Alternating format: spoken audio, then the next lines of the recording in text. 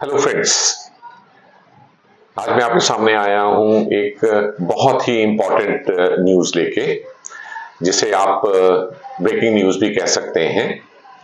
अभी तक हम सब के लिए यही कंसेप्ट रही है कि कैटरेक्ट के लिए कोई भी मेडिसिन्स ऐसी नहीं है जो उसे पूरी तरह से ठीक कर सके। जो कुछ दवाइयां हैं भी वो कुछ हद तक इसको डिले कर देती हैं। लेकिन अभी recently American journal of ophthalmology में एक आर्टिकल छपा है जिसमें ये कहा गया है कि ह्यूमन ट्रायल्स में भी एक ऐसी मेडिसिन है जिसके डालने से पेशेंट्स के कैटरेक्ट को क्लियर करने में मदद मिली है और पेशेंट्स की कंट्रास्ट सेंसिटिविटी और विजुअल एक्विटी दोनों में इंप्रूवमेंट पाई गई है।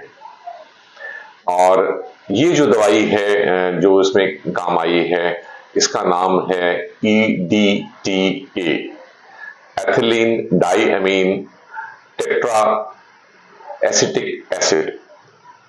अब EDTA सॉल्ट पिछले 50-60 साल से डॉक्टर्स इस्तेमाल करते रहे हैं किन्हीं और पर्पसेस के लिए।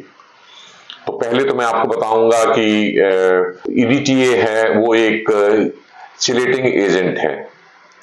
अब चिलेटिंग एजेंट क्या होते हैं? ये यूज होते हैं पॉइजनिंग केसेस में।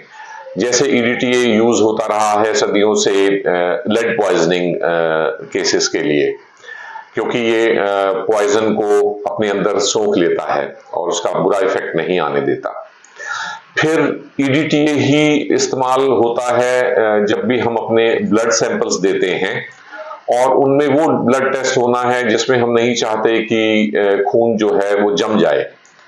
तो EDTA उस वायल में होता है जिसमें आपके ब्लड का सैंपल लिया जाता है और आपने देखा होगा कि फिर वो टेक्नीशियन उसे हिलाते हैं और फिर ये ब्लड लिक्विड फॉर्म में ही रहता है और जमता नहीं है। तो EDTA एक एंटीकोएगुलेंट भी है। अगर हम बात करें आंखों की, तो सदियों से EDTA का इस्तेमाल होता रहा है बैंड केरेटोपैथी नाम की डिजीज के लिए।